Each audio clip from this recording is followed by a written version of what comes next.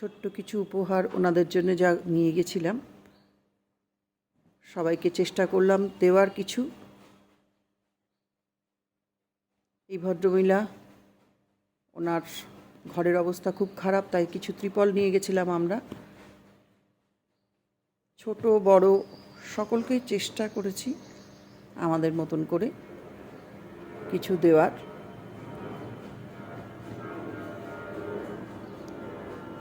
একটু কোথাও যেন ভালো লাগা থাকে মনের। এই ভদ্রলোক, উনি হাঁটতে পারেন না, হ্যান্ডিক্যাপ্ট, ভ্যানে করে চলে এসছেন। আমাদের সঙ্গে যোগাযোগ হয়েছিল, বলেছিলাম আসবেন, কিছু চেষ্টা করব। তো সেই অনুযায়ী আমাদের মতন করে ওনাকে দিয়েছি। পেছনে ওনার বৃদ্ধা মা। আর এখানে দেখুন, এই পাড়ার ছেলেদের, তাদের বলেছিলাম, দায়িত্ব দিয়েছিলাম যে বাচ্চাদের জামা কাপড় নিয়ে গেছি, তোমরা এদের দিয়ে দাও। প্রত্যেকে, সে বড় থেকে ছোট, সকলের এত ভালোবাসা, এত, মানে সত্যি বলে বোঝাতে পারবো না। খুবই গরিব, এরা খুবই গরিব। আর এই যাচ্ছি, এক মায়ের কাছে কথা দিয়েছিলাম, উনি দেখুন এই যে বসে আছেন, চোখে দেখতে পান না বৃদ্ধা। ওনার জন্য কিছু শয্যাবস্ত্র নিয়ে গেছিলাম আমরা, তাই নিয়ে গিয়ে ঘরের ভেতরে ঢুকেই গেলাম। একটু ঘরটা দেখারও ইচ্ছা ছিল, মাটির বাড়ি দেখার খুব শখ থাকে। আমরা শহরের লোক, বিল্ডিংয়ের পর বিল্ডিং দেখে অভ্যস্ত, কিন্তু মাটির ঘরের যে স্বাদ, সেটা গেলে খুব ইচ্ছা ছিল একটু দেখার, তাই ভেতরে ঢুকে গেলাম।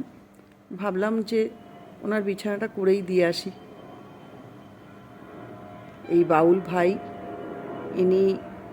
এনার এত আন্তরিকতা, এত সাহায্য করেছেন, পুরো ব্যাপারটা ওনার জন্যই আমার আরও বেশি সাকসেস হয়েছে বলতে পারেন।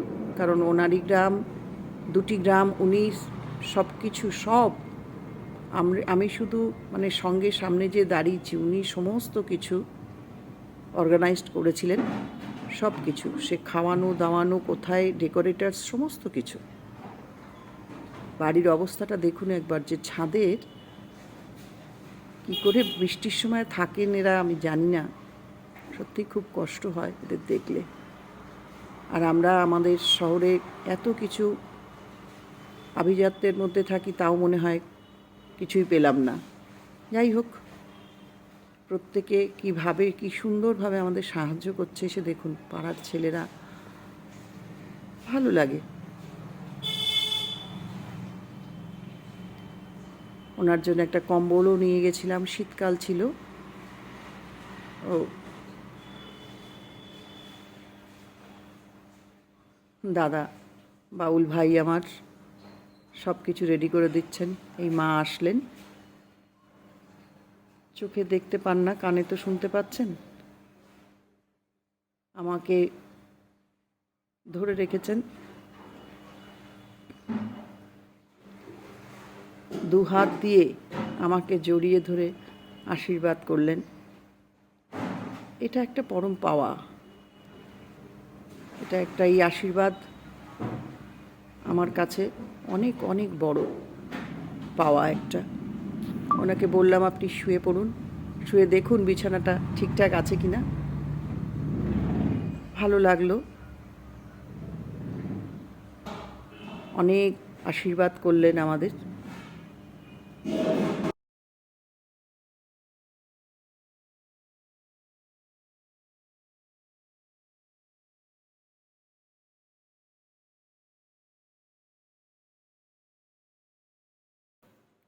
এবার দুপুরের খাবার দাবার পালা। নিজের হাতে চেষ্টা করলাম একটুখানি। গ্রামের ছেলেরা এত ভালো, ছোট গ্রাম, আমার মায়ের স্মৃতির জন্যে, স্মৃতির উদ্দেশ্যে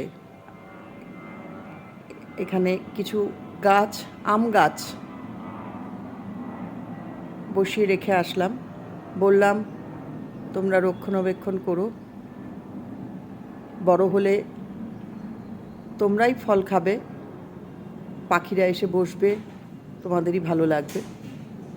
আমার বাবা মাটি দিচ্ছেন। অনেকগুলো গাছ আমরা এইভাবে এদের গ্রামে গ্রামে লাগিয়ে দিয়ে এসেছি, দুটো গ্রামে। বাউল ভাই আমার পুরো সহযোগিতা করেছেন।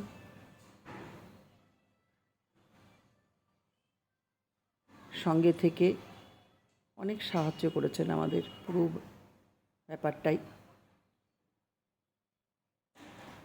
রাতে ওনাদের কিছু এন্টারটেনমেন্টের জন্যে ওনারা নিজেরা এসে আমাদের গান শোনাচ্ছেন, এই আমাদের ছেলেরা।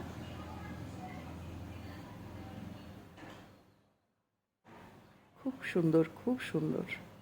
এই হচ্ছে সোনাঝুরি হাট। সোনাঝুরি হাটে সবাই বিখ্যাত, জগৎ বিখ্যাত হাট, শান্তিনিকেতনের সোনাঝুরি হাট। সেখানে সব পসরা নিয়ে বসেছেন। খুবই মনোমুগ্ধকর দৃশ্য। পাশে কিছু হোটেল। এবার ফেরার পালা।